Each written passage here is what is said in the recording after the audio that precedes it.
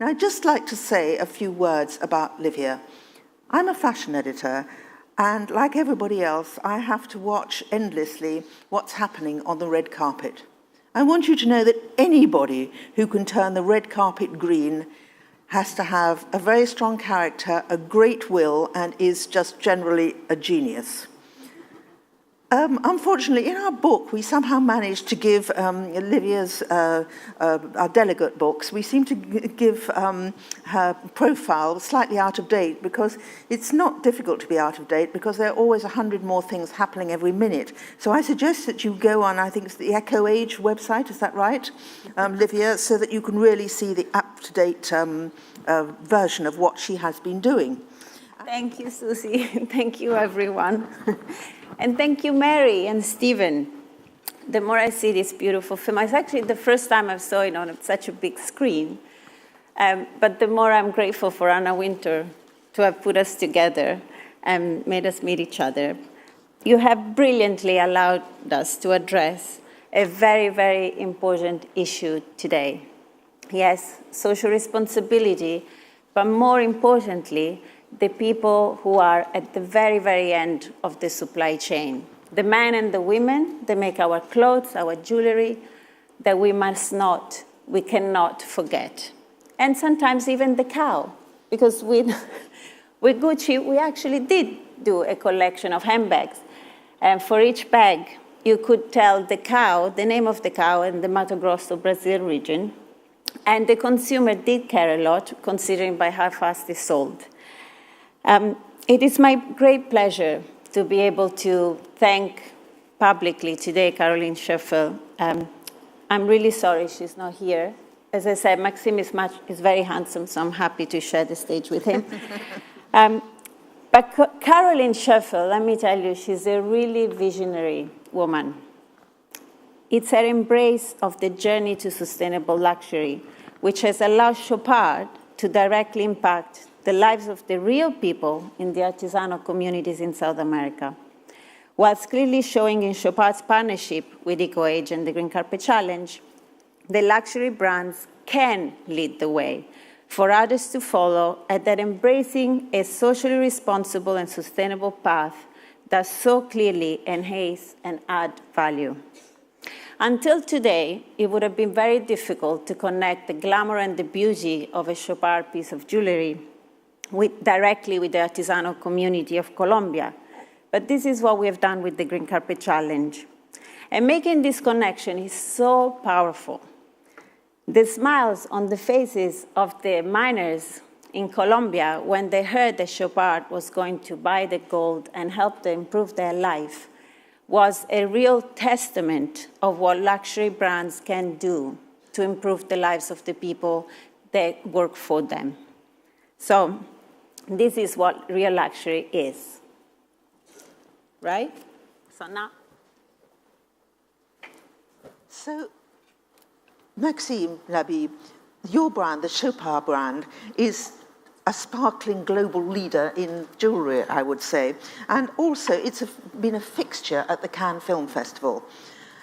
So the red carpet and the red carpet stars for at least 20 years have reflected your brand. So why did you decide now that to turn that jewellery green? And just what does it actually mean? I mean, here is Livia referring to it, but explain to us what happens in Colombia. Why is it different? Actually, as a family business, it was quite a natural step for us. Our clients buy the beautiful jewelry and watches for the appearance, but also for the depth, for the quality, the craftsmanship it represents, but also for the core values we defend as a family business. For over 20 years, the Schöffel family has been funding one of the founders of the Elton John AIDS Foundation, the Jose Carreras Foundation Against Leukemia, but also more recently the WWF initiative, which is Tiger Alive, 2010. But then I will have to relate a conversation between Caroline Schöffel and Livia. I think this was 2 years ago, and one of the questions, that very simple question, which are sometimes very difficult to answer, it was, but where is your gold coming from? And Caroline answered very fast, oh, from the Swiss bank. And then as she answered, she said, well, actually, I don't know. So that was 2 years ago. Now, 2 years later, we are in this green carpet initiative with facts and with reality. The reality is that we now include in our approach those miners in Colombia where the gold that I'm wearing here or the gold of our jewelry actually is coming from. So it means that we care about our workers in the headquarters in Geneva, but we also care about these communities in Colombia. So that's very important. As of today, as we speak, it's not a wish. There are 167 miners in this cooperative called Mila who are actually getting their gold bought by Chopard. So it's a long-term commitment. That's very important, inclusivity. The second point is actually the environmental protection, because we also have to help them together with EcoEdge, but also the Latin America-based NGO called ARM, thank you, ARM, to improve their practices, because it's not something that they would know, or it's not something they would have the enough funds to do. So we have to also to play on this value, which is the environment. And the last thing is accountability. We have a plan so that in the next 18 months, we are gradually going to increase the fair mine gold supply. And in 18 months, we will be able to say all our gold at Chopard, that is a lot over a year, is actually fair mined. And that's reality in 18 months. Now, Maxime, I don't have much experience of going to Swiss banks and getting out lumps of gold. So I don't know how easy it is. How easy was it to trace the gold? Do all the Swiss banks know where their gold comes from, where the mine is? We should have bankers from UBS in the room. Do you want to ask them? No. Can I answer yes, that? Please. Because that was part of the journey that I had with Caroline. I mean, almost every single luxury jewelry brand buys the gold from banks. And it comes in lingot, and their lingot contains gold from a million different sources. So no one really knows where the gold comes from, or it gets confused along the way from the mine to the refinery, to the banks that buy it, and then they melt it. And so this is why we decided with Caroline and Chopard to partner with ARM, the Alliance for Responsible Mining, because they could assure us on the ground, bring us to the miners that were mining in a fair mine way, and also Chopard has decided not only to buy the fair mine gold, but actually to be part of the fair mine certification. And so could one of you just explain? It's fair mined gold. Yeah. And who set this up? Which country? What's it about? Fair mined and fair trade in the gold world, they started together. It is a certification that they decided to put together to guarantee that the miners were treated accordingly. It's like the fair trade food certification of food and cotton.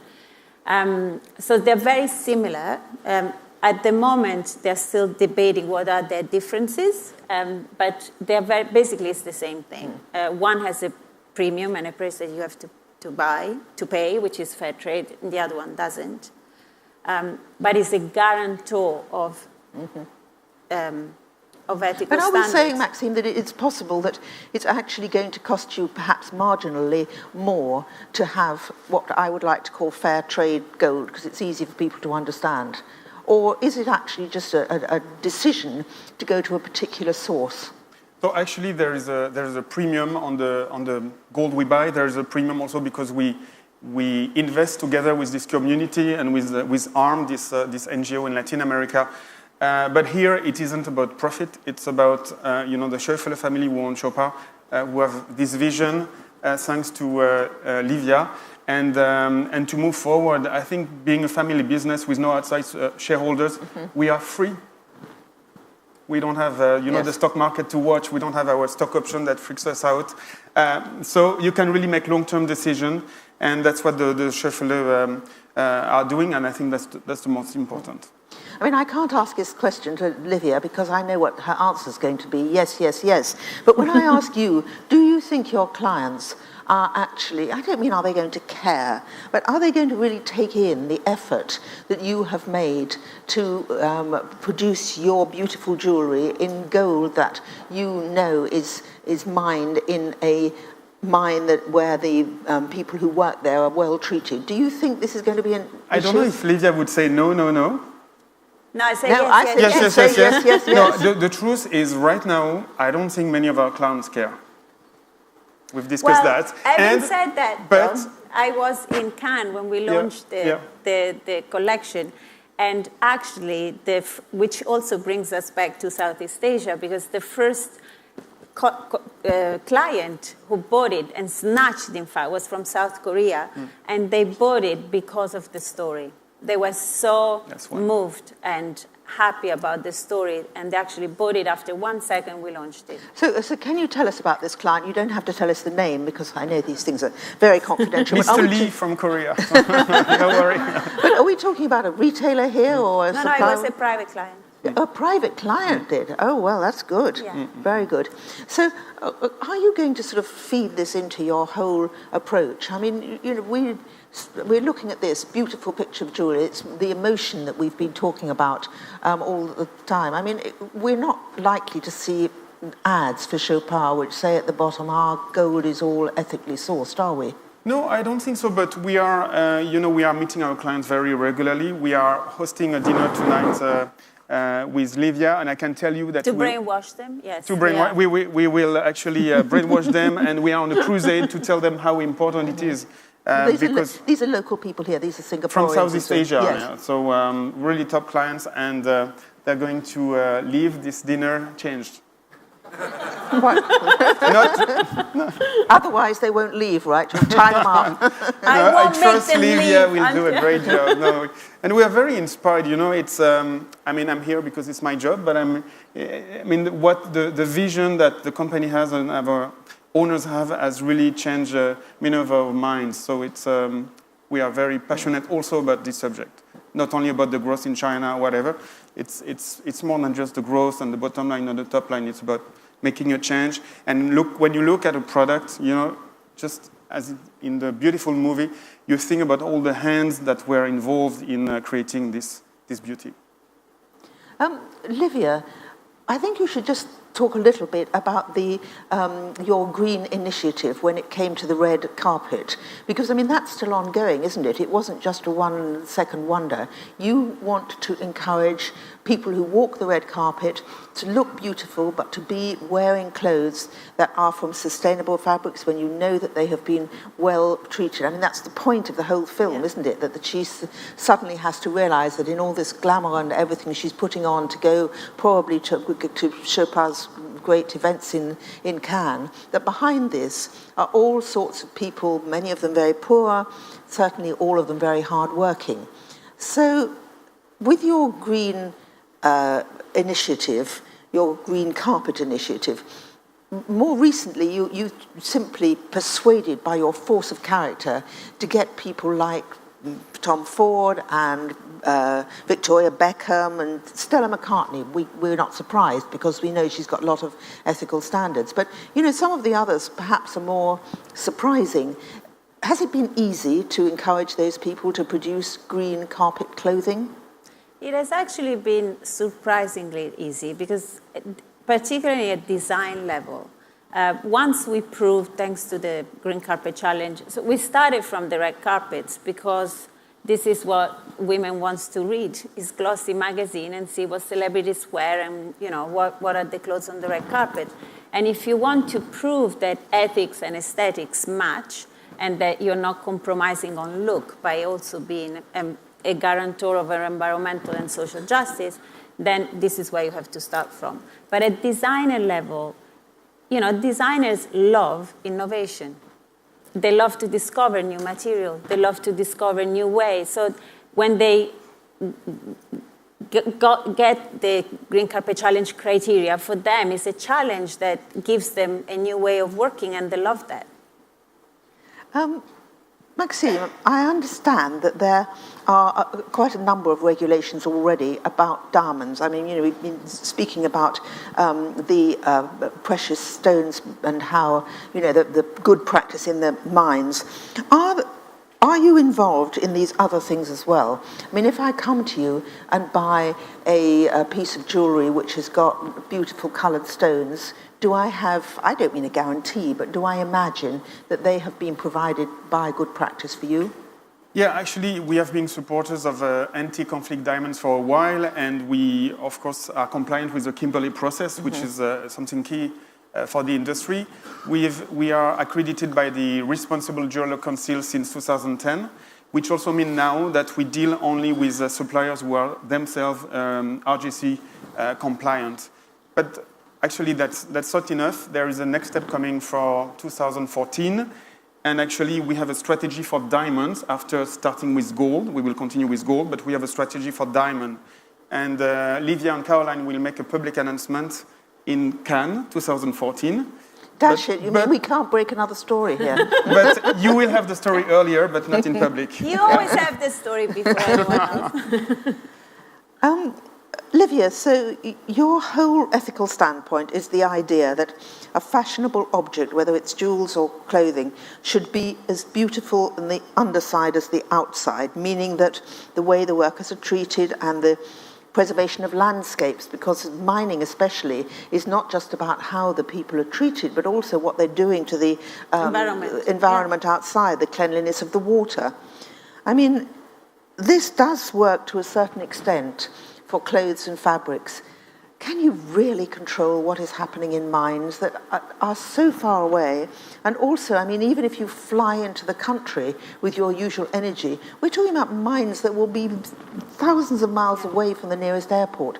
How easy is it to check up on all this?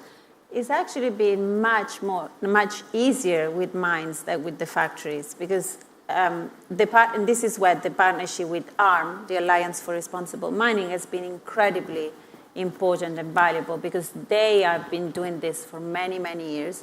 They are on the ground. They are in the mine every day. So we as EcoAge, we go to Colombia and to Ecuador twice a year, 3 times a year, but ARM is there. And as an NGO, is incredibly serious. It's the largest NGO in mining in South America.